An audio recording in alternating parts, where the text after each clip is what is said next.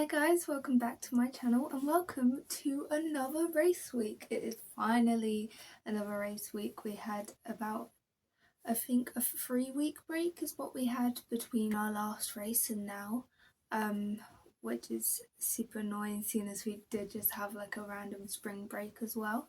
But we are finally back. It is the Canadian Grand Prix this weekend and it's also a sprint weekend, which means double the amount of racing and double the amount of predictions we can make. So welcome to my predictions video.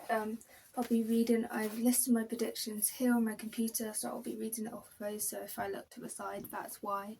I think this race weekend is going to be a very important one because in my mind this is when we are finally going to see the true pecking order of the cars and the teams and the drivers. Obviously we've had a couple of weekends, but with the new regulations all of the teams are trying to find the right setup for that, just like find what works best in qualifying and racecraft.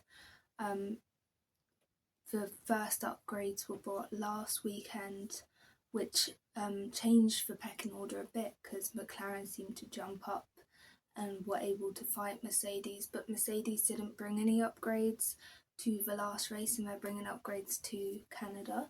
So it'll be very interesting to see, as well as McLaren bringing more upgrades to Canada, whether McLaren will be able to cling on to Mercedes or whether Mercedes will run away with it like we expected them to do at the start of the season. And then I think we'll just see also, because Red Bull looked a bit stronger with the upgrades they brought last race weekend, so it'll be interesting to see whether they are truly in the fight for the top 4 teams or whether they are still kind of fighting the midfield, or whether it's a case of Max is fighting against the top 4 teams, the top 3 teams, and Isaac is fighting in the midfield, because that's what we've seen so far. So it'll be interesting to see kind of what happens, because I know Miami can kind of be an outlier for different teams. It's not really a track which shows us how racing and team layouts are going to look like going forwards. So it'll be interesting to see. If we start with sprint pole, I think Lando's going to get sprint pole. I think he looked insanely strong. Miami, obviously we know he likes Miami. We know McLaren are strong at Miami. We know that McLaren brought updates and Mercedes didn't to Miami, so that is 3 reasons why he was fighting at the top, which he might not be fighting at the top this weekend, but I believe that he will be, because firstly he's insanely good at qualifying, and I think last race weekend in Miami was the first time we actually saw him with a car that had no issues. All of the race weekends leading up to that, he had had issues with the car, whether they were small, whether they were big.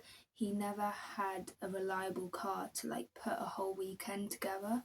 So the first time we saw that was in Miami, and he won the sprint and he nearly won the race and he got sprint pole.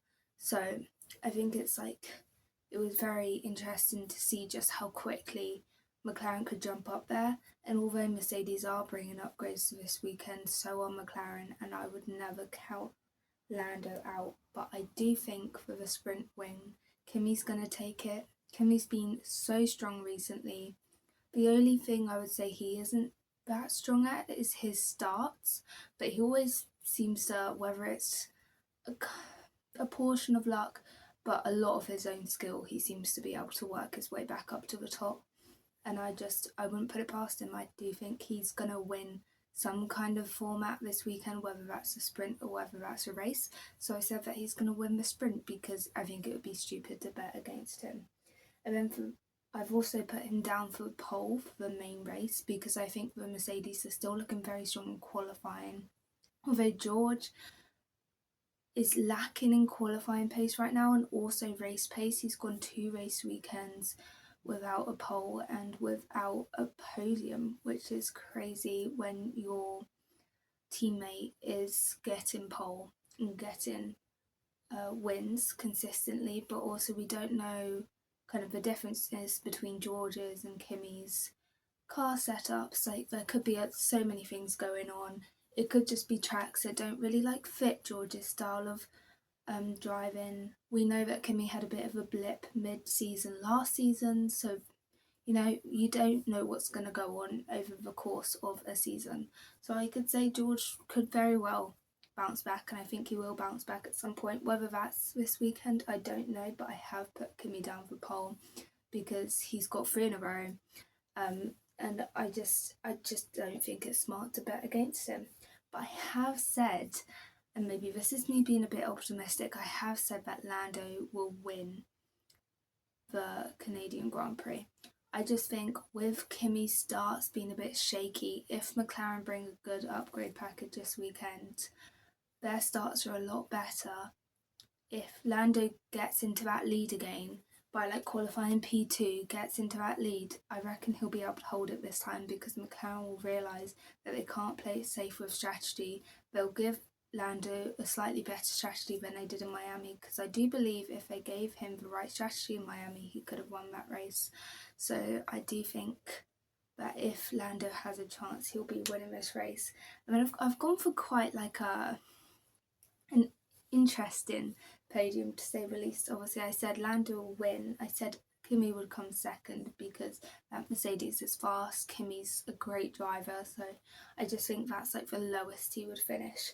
And I said Charles would come third because Ferrari do seem to have dropped off McLaren a bit. They were very clearly second fastest team the first couple of races, and now they seem to be third fastest. But Charles is an amazing driver, and I think if he gets the opportunity, like I was saying about Lando, when they get the opportunity, they're going to take it. So I think it's very reasonable to put Charles in a podium position. So that's also my surprise prediction, that there'll be 3 constructors on the podium, that there'll be a McLaren, Mercedes and a Ferrari. I would love to see it. I actually can't remember if we've had a 3 constructor podium yet, but they're my favourite kind of podiums just because the variety is so impressive to see. Actually, I think we have had a 3 constructor podium. I don't remember. And then the other surprise predictions that I've made a couple this week. I've said there'll be no safety car. I don't think we've had a race yet this season with no safety car, just because the amount of crashes, mechanical DNFs, all of that. I want to say this is our first race without a safety car. I don't really have anything to back that up, but I just think it would be nice to have an undisrupted race. I love chaotic races, but it's not fun when it's mechanical DNFs, if it's a chaotic race because it rained and it messed up the pit stop strategy, I find that fun. But when you're just having cars stop working in the middle of the track, that's not too fun to me. But I did say, unfortunately, that there will be 2 DNFs but no crashes.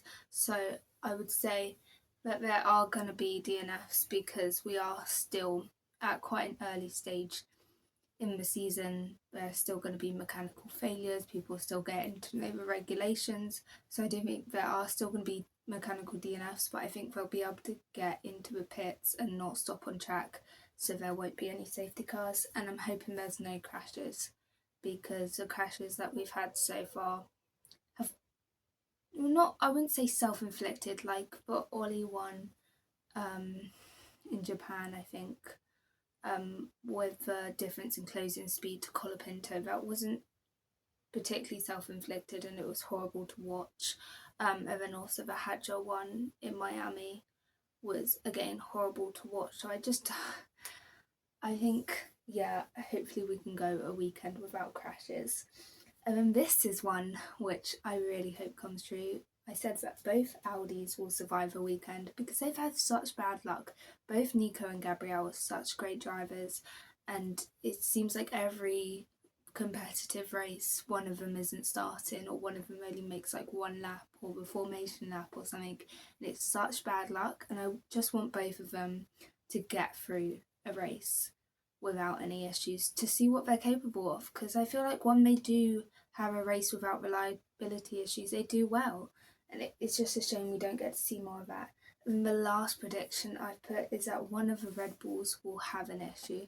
whether that's Isaac or Max, whether that issue will result in a DNF or just like being slower, not getting like qualifying done correctly. It's a very loose prediction. Obviously, I'm not wishing for it. I just think Red Bull has had quite a run of bad luck so far this season, and I don't see why it wouldn't continue, unfortunately. But thank you so much for listening to my predictions. If you want to, comment yours down below if you have anything different to me. Let's hope this race weekend is a good one, and I will see you after to review my predictions. Thank you.